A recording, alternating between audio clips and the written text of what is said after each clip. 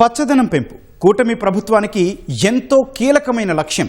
స్వచ్ఛాంధ్ర స్వర్ణాంధ్ర ద్వారా పరిశుభ్రతకు పెద్దపీట వేయడమే కాదు, పర్యావరణ పరిరక్షణ దిశగాను ఏపీ ప్రభుత్వం అడుగులు వేస్తోంది. సామాజిక వనాల పెంపు కార్యక్రమాన్ని తలపెట్టింది.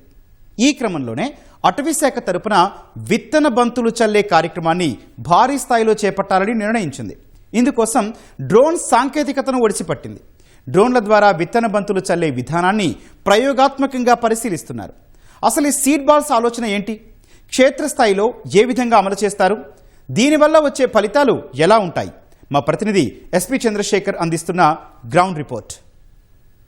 రాష్ట్రంలో 50% గ్రీన్ కవర్ పెంచేటువంటి లక్ష్యంతో రాష్ట్ర ప్రభుత్వం అడుగులు వేస్తోంది. దీనికి సంబంధించి అటవీ పర్యావరణ శాఖ ప్రత్యేక కార్యాచరణ సిద్ధం చేస్తోంది. ఉప ముఖ్యమంత్రి పవన్ కళ్యాణ్ ఇటీవల నిర్వహించినటువంటి సమీక్షా సమావేశంలో కూడా దీనిపైన అటవీ శాఖ అధికారులకు దిశానిర్దేశం చేశారు. చెట్ల పెంపకానికి సంబంధించినటువంటి కార్యాచరణ ఎలా ఉండాలి, అనుసరించాల్సినటువంటి విధానాలపైన సమగ్రంగా ఆ సమావేశంలో కూడా చర్చించి ఒక కార్యాచరణ ప్రణాళిక అయితే అధికార యంత్రాంగం రూపొందించింది. దీనికి సంబంధించి 2.5 కోట్ల విత్తన బంతులను ఈసారి తయారు చేసి ఆ వర్షాకాలం ముందు రాష్ట్ర వ్యాప్తంగా ఆ కొండ ప్రాంతాలు కావచ్చు, లేకపోతే మైదాన ప్రాంతాలు, చెట్లు పెరిగేందుకు అనువైనటువంటి ప్రదేశాలు, ఖాళీ స్థలాల్లో వాటిని చెల్లేందుకు వీలుగా కూడా కార్యాచరణ రూపొందించారు. దీనికి సంబంధించి ఆ సీడ్ బాల్స్ తయారీ ప్రక్రియలో కూడా విద్యార్థులు, పర్యావరణవేత్తలు, ఎన్సీసీ, ఎన్ఎస్ఎస్ వంటి సంస్థలందరినీ కూడా భాగస్వాములు చేయాలి. అలాగే ఆసక్తి ఉన్నటువంటి వాలంటీర్లను కూడా ఇందులో భాగస్వాములు చేయాలని చెప్పేసి ఉప ముఖ్యమంత్రి పవన్ కళ్యాణ్ సూచించారు. ఆ మేరకు అటవీ శాఖ కూడా కార్యాచరణ చేపట్టి ముందుగా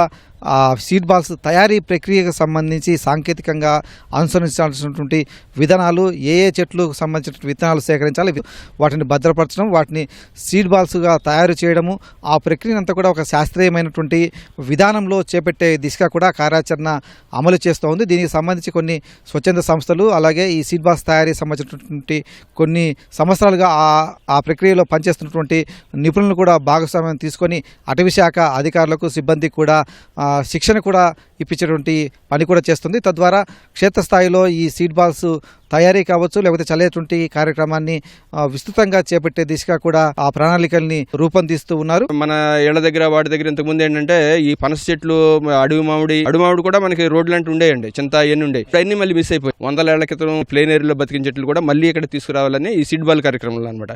సో స్టూడెంట్ని అందరూ ఇన్వాల్వ్ చేయడం వల్ల ఏంటంటే వాళ్ళు దానికి కనెక్ట్ అవుతారు. రేపు పెంచడానికి కూడా వాళ్ళు చూసుకుంటారు. ఎప్పటికప్పుడు ఇది నేను పెంచిన చెట్టు అనేది భావన రావాలనే ఉద్దేశంతో గవర్నమెంట్ ఆఫ్ ఇండియా లెవెల్లో కూడా మనకి చాలా ప్రోగ్రామ్స్ వచ్చినాయి, మాకపేడు అన్నీ వచ్చినాయి.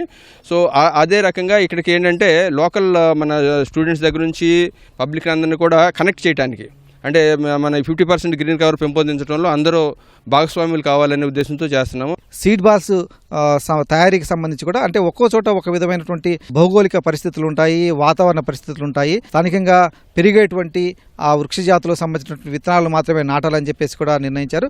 కొన్ని రకాల చెట్లయితే ఇంకా అన్ని ప్రాంతాల్లో కూడా పెరుగుతూ ఉంటాయి కాబట్టి అక్కడ వాటి వరకు ఇబ్బంది లేదు, అవి అన్ని చోట్ల కూడా చల్లవచ్చు. కానీ కొన్ని రకాలైతే ఏ ప్రాంతంలో ఎక్కువగా ఆ వాతావరణానికి అనుకూలిస్తాయో వాటిని ఆ ప్రాంతంలో మాత్రమే చల్లే విధంగా కూడా కార్యాచరణ అయితే సిద్ధం చేస్తూ ఉన్నారు.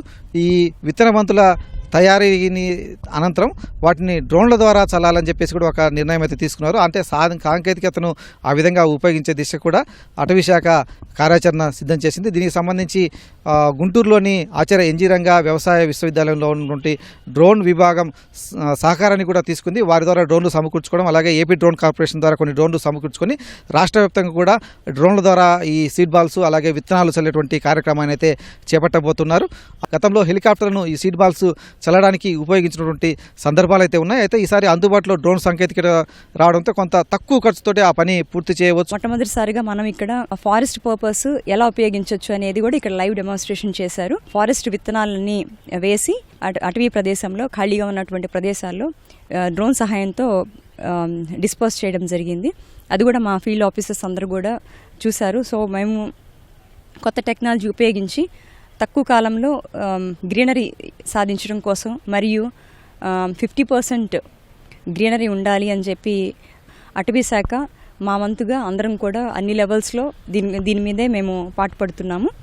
ఆ నిర్దేశిత పరిమాణంలో ఏ విత్తనాలకు ఎంత పరిమాణంలో ఉండాలనేది కూడా నిపుణులు సూచించారు. ఆ మేరకు విత్తన బంతులను తయారు చేసి వాటిని కొండ ప్రాంతాల్లో కావచ్చు, వాటిని ఏటవాళ్ళ ప్రాంతాలు, మైదాన ప్రాంతాలు వీటన్నీ కూడా చల్లే విధంగా ఎక్కడ ఏ రకాలు చల్లాలనే దాని మీద కూడా అటవీ శాఖ అధికారులకు సిబ్బందికి కూడా ఒక సమగ్రమైనటువంటి మార్గనిర్దేశకాలు అయితే జారీ చేస్తున్నారు. ఆ దిశగానే ఈ విత్తన బంతుల తయారీ కావచ్చు, లేకపోతే చల్లేటువంటి ప్రక్రియను అయితే రాష్ట్ర అటవీ శాఖ చేపట్టబోతుంది. తప్పనిసరిగా 2.5 కోట్ల విత్తన బంతులు కావచ్చు, విత్తనాలు చల్లడము, అలాగే అవసరమైన చోట్ల నేరుగా మొక్కలు నాటడం, కొన్ని చోట్ల నేరుగా విత్తనాలు చల్లేటువంటి ఆ ప్రక్రియను అయితే పూర్తి స్థాయిలో అమలు చేయాలని చెప్పేసి కూడా అటవీ శాఖ నిర్ణయించింది. దీనికి సంబంధించి ఉప ముఖ్యమంత్రి ఇచ్చినటువంటి ఆదేశాలను క్షేత్రస్థాయిలో అయితే వాళ్ళు తూచ తప్పకుండా అమలు చేసేందుకైతే సిద్ధమయ్యారు. ఆగస్టు నెలలో వర్షాలు కురుస్తాయి కాబట్టి జూన్ నెలలో పూర్తిగా ఈ విత్తన బంతుల తయారీని చేపట్టి జూలై నెలలో వీటినన్నింటినీ కూడా క్షేత్రస్థాయిలో చల్లేందుకు వీలుగా అయితే యంత్రాంగం అయితే ఏర్పాటు చేస్తుంది. అన్ని వర్గాల ప్రజల్ని కూడా ఇందులో భాగస్వాములు చేయాలని చెప్పేసి అయితే వాళ్ళు నిర్ణయించారు. Over to studio.